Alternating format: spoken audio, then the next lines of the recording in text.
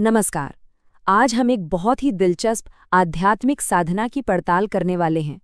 एक ऐसी साधना जो दो बिल्कुल अलग-अलग दिखने वाले धर्मों में एक जैसी ही पाई जाती है। तो हमारे सामने एक बड़ा सवाल आता है, क्या ये मुमकिन है कि ईश्वर से जुड़ने का एक ही मूल तरीका अलग अलग परंपराओं में मौजूद हो?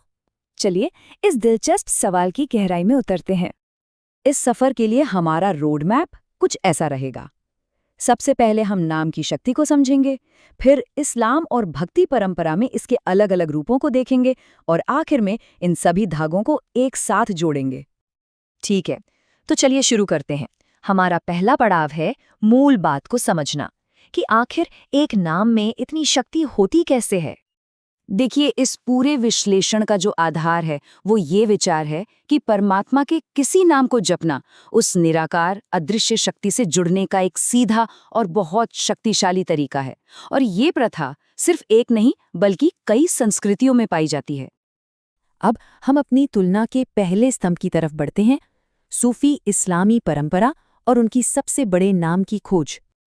ये एक ऐसा सवाल है जिसने सदियों से साधकों को अपनी ओर खींचा है। क्या सच में कोई एक ऐसा खास नाम है जो ईश्वर तक पहुंचने का सबसे ताकतवर जरिया है? तो यहाँ समझने वाली बात यह है कि इसमें आज़म कोई एक तयशुदा नाम नहीं है।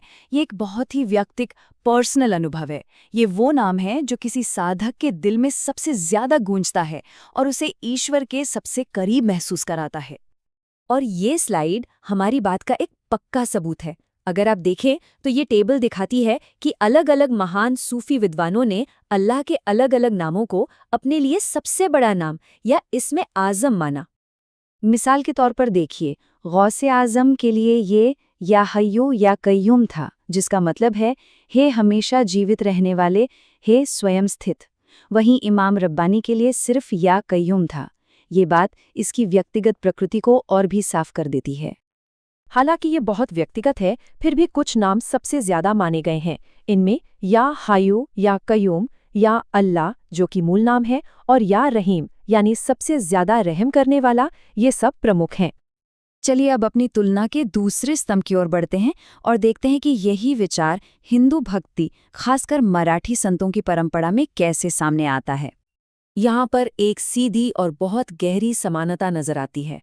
वारकरी संतों का मानना था कि ईश्वर के नाम में और खुद निराकार ईश्वर में कोई फर्क नहीं है, नाम ही परमात्मा है। संत तुकाराम, जो इस परंपरा के एक महान स्तंभ थे, उनका पूरा संदेश इसी एक लाइन में समाया हुआ है, विट्ठल नाम जप। मतलब विट्ठल के नाम का जाप करो, क्योंकि नाम ही साधना है और नाम ही मंजिल है।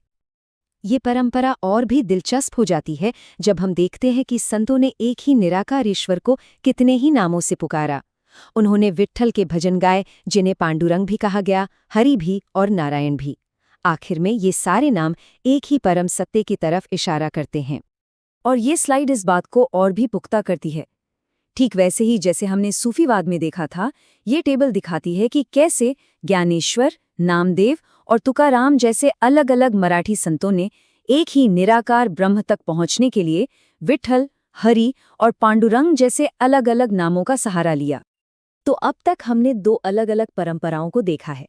आइए अब इन दोनों धागों को एक साथ बुनते हैं और देखते हैं कि क्या तस्वीर उभर कर सामने आती है। ये वो पल है जहां सब कुछ एक साथ जुड़ जाता है।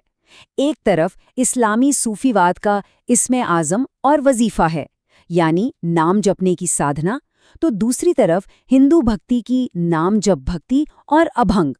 दोनों ही परंपराएं एक व्यक्तिगत दिव्य नाम को प्यार से जपने पर जोर देती हैं। ये समानताएं सच में हैरान करने वाली हैं। ये स्लाइड जो सीधे हमारे स्रोत से ली गई है, इस पूरे तर्क का सार है। ये दिखाती है कि कैसे वेद, सूफी संत और मराठी संत सबके सब एक ही विचार पर आकर मिलते हैं कि एक निराकार परमात्मा को पाने का रास्ता नाम जप भक्ति है। तो अंतिम निष्कर्ष यही निकलता है, चाहे इसे वजीफा कहें या नाम जप, मूल सिद्धांत एक ही है। ईश्वर के नाम को लगातार और प्रेम से दोहराना ही उस निराकार परम सत्य तक पहुंचने का सबसे सीधा रास्ता है। अब हम इस विश्लेषण के आखिरी हिस्से में पहुंच गए हैं, जहां हम ये समझेंगे कि इस पूरी चर्चा से हमें क्या सार्वभौमिक सीख मिलती है। और यहाँ हम इस विश्लेषण के शिखर पर पहुँचते हैं। इस स्लाइड को देखिए, ये सिर्फ अलग-अलग नाम नहीं है, ये एक बहुत गहरे और सार्वभौमिक आध्यात्मिक सिद्धांत का प्रतीक है। ये स्लाइड उसी सार्वभौमिक भक्ति सूत्र को साफ करती है। ओम, राम, अल्लाह, विठल या रहीम, ये सब अलग-अलग नाम जरूर हैं, लेकिन ये सभी एक ही परम सत्य की ओर इशारा कर रहे हैं, और इन सभी को पाने का रास्ता एक ही है, निरंतर जप या स्मरण। तो यहाँ एक आखिरी सवाल सोचने के लिए रह जाता है। अगर इस्लाम की सूफी धारा और हिंदू धर्म की भक्ति परंपरा जैसी अलग-अलग आध्यात्मिक यात्राएं एक ही मौलिक कुंजी यानी नाम का जाप पर आकर मिलती हैं, तो ये उस परम सत्य से जुड़ने की हमारी साझा मानवीय प्यास के बारे में क्या कहता है?